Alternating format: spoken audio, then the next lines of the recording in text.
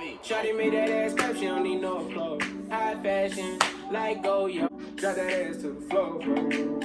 Yeah. Whoa. You ain't gotta do it, none of these niggas no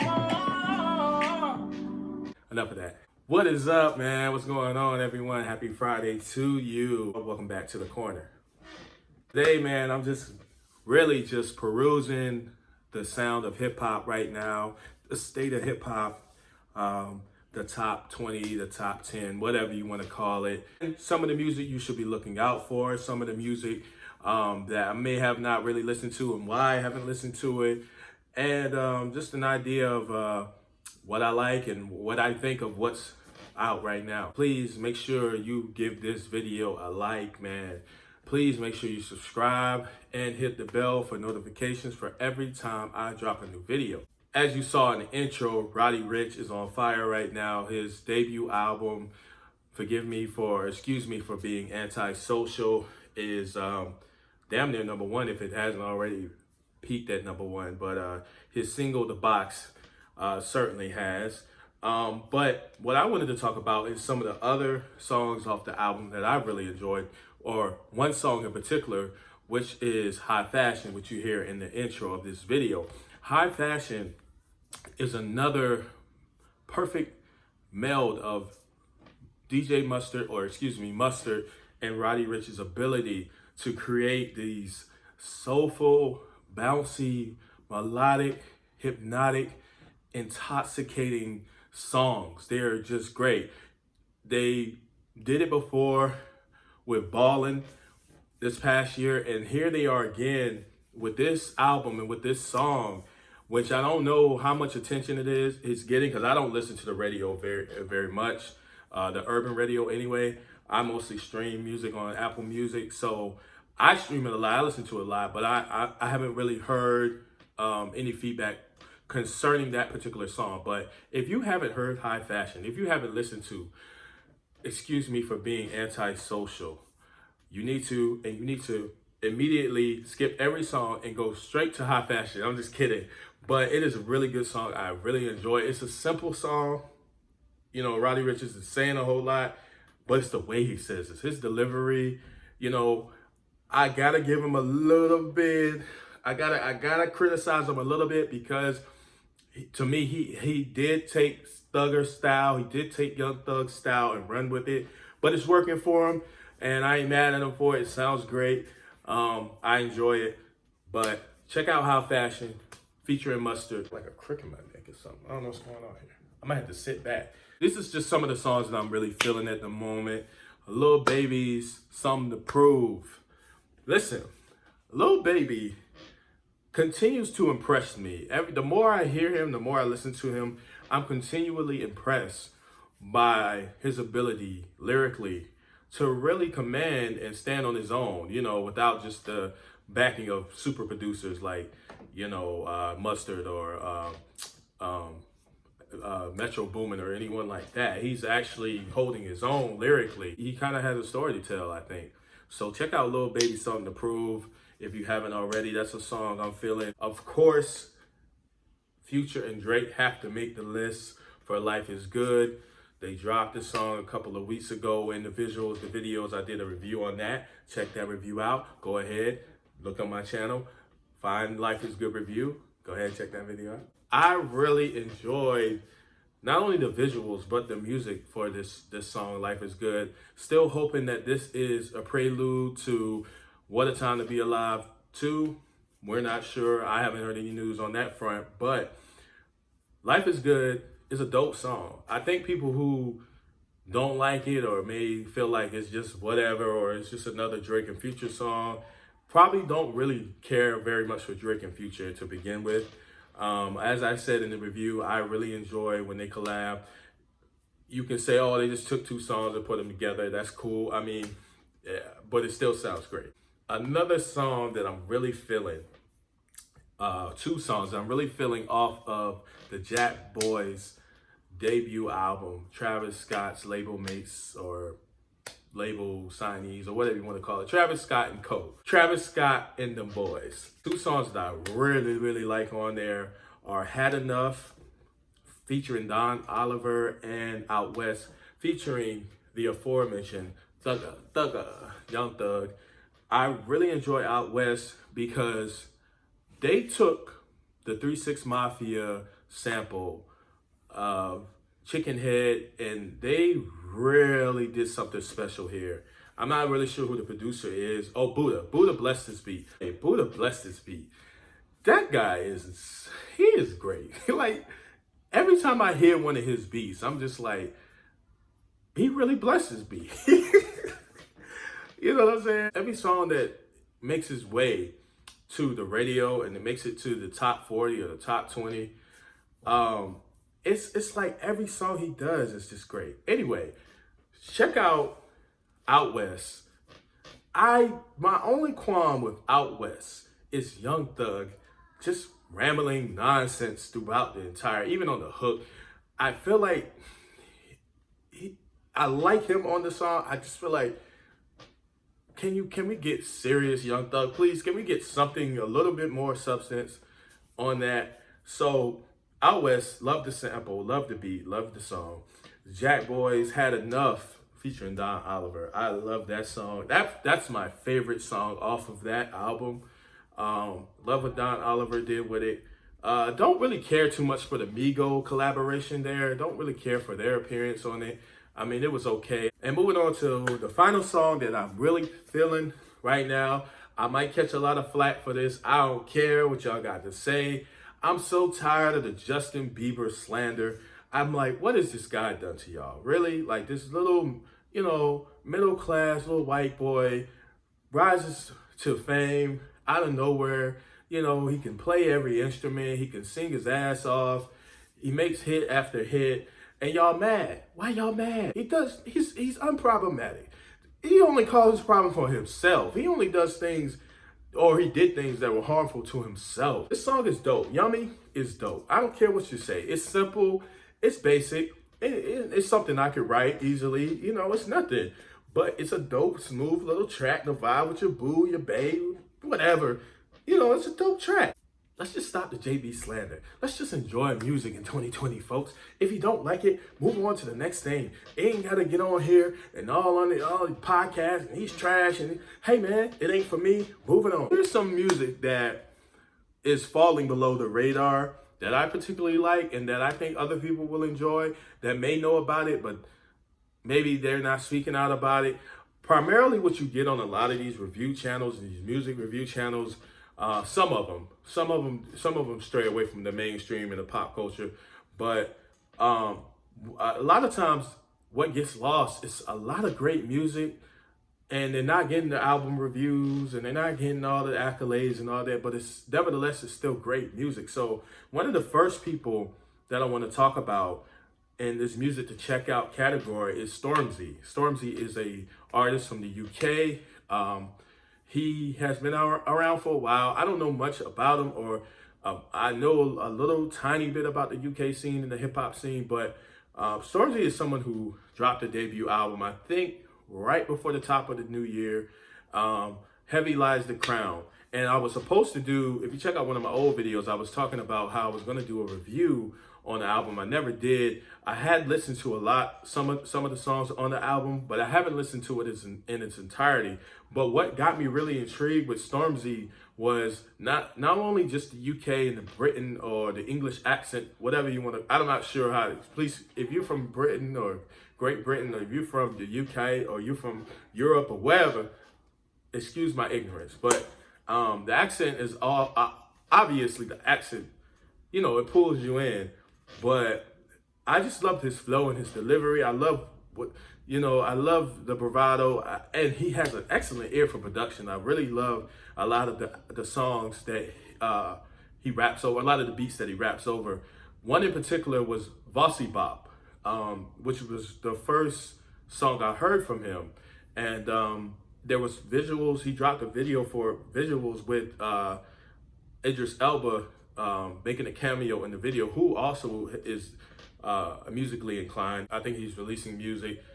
He actually knows how to DJ, but that's neither here nor there. Check out Stormz. He's got some dope stuff, man. He's got some dope music. Heavy Lies the Crown is the name of the album. Another artist that does not get the love and attention he deserves. Maybe he is now or just starting to, is Guap Dad 4000. Guap Dad 4000 is so much more than an internet meme or GIF or whatever you want to call him, a scammer, whatever. He's so much more than an Instagram comedian or a personality or influencer. This guy is talented. He kind of flirts with the line between R&B artists and hip hop artists, but he got flow, he got bars, and his album is pretty good. I think it's Dior Deposits. I believe that's the name of his new album. It was released last year, I think like late fall last year. And it's pretty good, man. He's got a lot of great songs. One of my favorite songs from Guap Dad 4000, Dior Deposits, is featuring Chance the Rapper and the one and the only Uncle Charlie Wilson lacing the track. It's called Gucci Pajamas. So check out Guap Dad 4000, man. He's flame. Another artist that you gotta check out is 070shake. I first heard 070shake, not like many of you who first heard her on. She really took off or really got the attention of the music sphere when she starred on Kanye's album Ye. But when I first heard her was on the mixtape, Fabulous's mixtape, Summertime Shootout. I believe that was 2, and or the first, or it might have been number 1. But anyway, about 3 years ago, I heard her, or three, maybe like 4 years ago, I heard her on his mixtape on the intro track. I think it's called Level Up, and that was the first time I heard her, and I was like, man, this is excellent. The way that she's, you know, kind of has like this breathy, like, you know, like rangy, like just grungy kind of voice, but it works so well, and she went from like a low kind of to a higher. Just listen to Level Up, Fabulous featuring 070shake. 070shake is an artist to watch. She's on the rise. Check out her new album. I can't say the name, I can't pronounce it. She just dropped a new album. Last but not least, Mr. Mick Jenkins has dropped his debut album. I actually didn't realize he had dropped his debut album, or maybe it's not his debut album, but he just dropped the album last week. And I'm not sure the title of that either, forgive me. But Mick Jenkins is really a dope MC. I really love, if you watch Colors on YouTube, Colors has they do this thing where they allow artists to perform their songs live with a mic in it. They'll have like some type of ambient color behind them.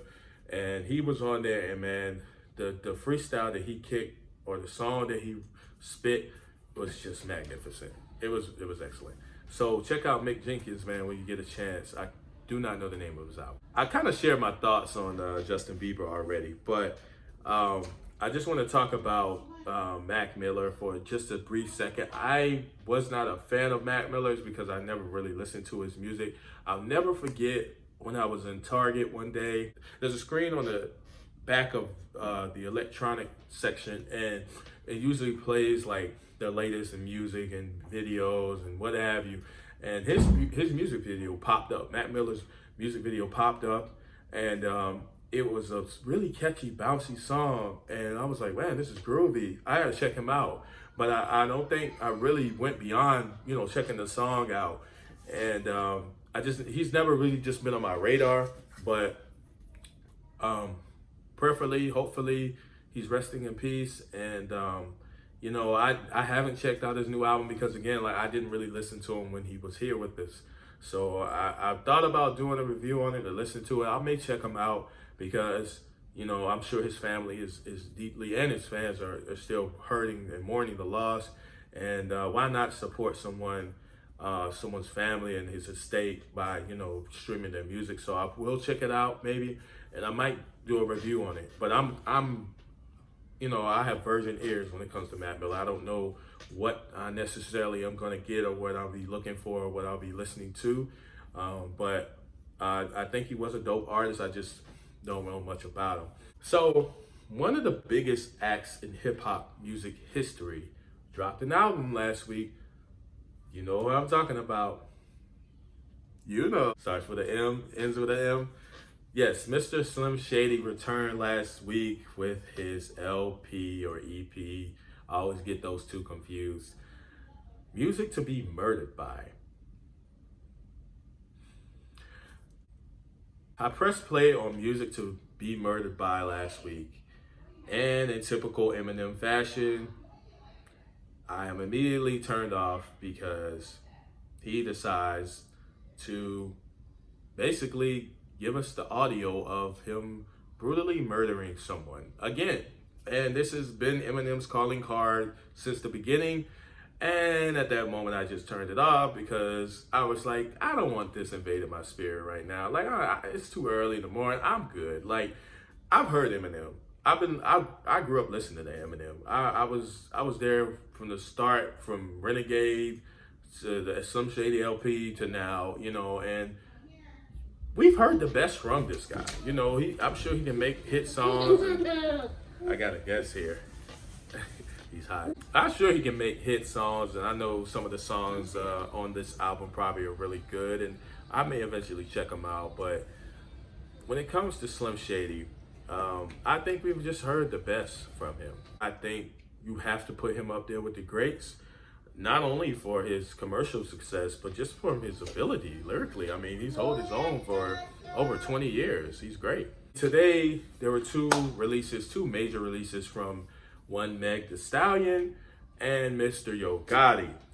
Both my wife and I listened to these songs earlier today, and Meg Thee Stallion's new song, B-I-T-C-H, reminded me of something you would hear back in the day, kind of like back in the 90s.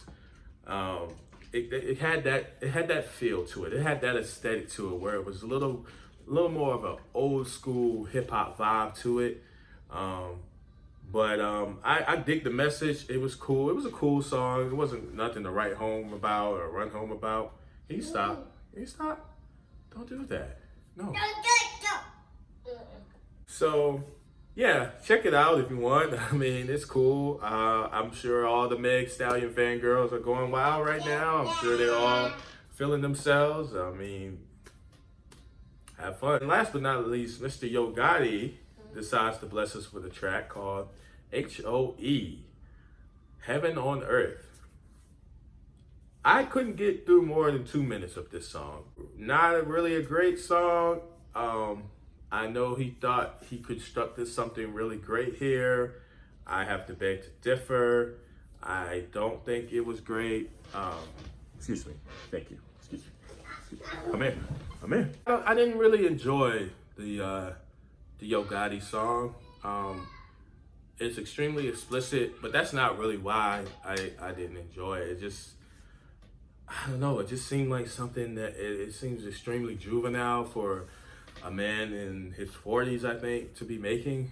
You know, I think Yogotti really only knows how to make one kind of song. It's worked for him. Kudos to him.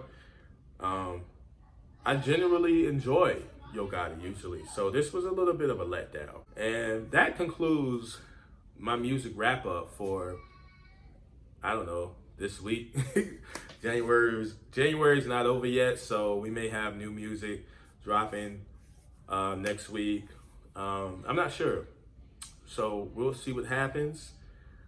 For now, just enjoy what I've told you to check out. I hope you check it out. I really hope that y'all go check this music out. I'm not doing this for nothing. Like, I'm not just doing this for likes, okay? This is what I do. This is my life. This is how I grind. This is how I'm coming. Thank you guys for watching so much. If you haven't already, you know what to do. I'll see you at the 2 and 2.